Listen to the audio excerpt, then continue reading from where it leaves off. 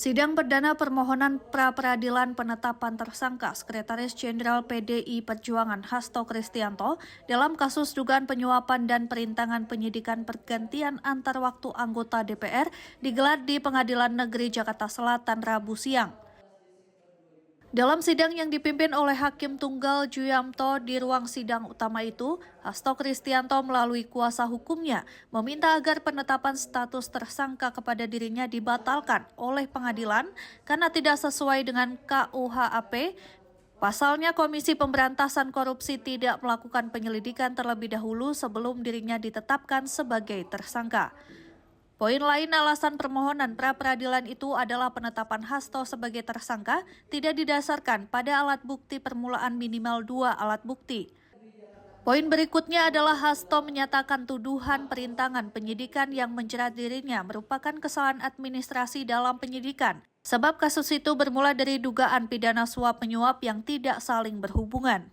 Lebih dari itu, Hasto menilai saksi yang diajukan KPK untuk kasus ini sudah tidak relevan karena berstatus mantan terpidana dalam kasus yang sama, bahkan sudah meninggal dunia.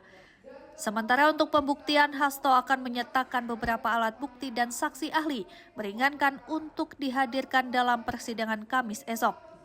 Sebelumnya, Komisi Pemberantasan Korupsi menetapkan Sekretaris Jenderal PDI Perjuangan Hasto Kristianto sebagai tersangka dalam kasus korupsi berupa suap pergantian antara waktu anggota DPR RI periode 2019-2024. Kasus korupsi tersebut juga menyeret Harun Masiku sebagai tersangka, namun sampai sekarang Harun Masiku masih belum tertangkap dan berstatus daftar pencarian orang.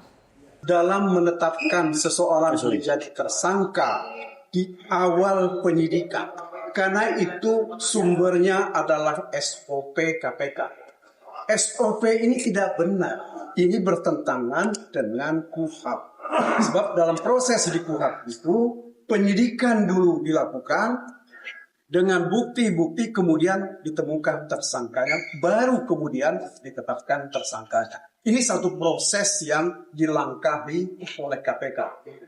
Ya, saya kira betul seperti dikatakan oleh Pak Mulia tadi, selama ini protes-protes terhadap cara-cara penetapan tersangka seperti ini hampir diabaikan.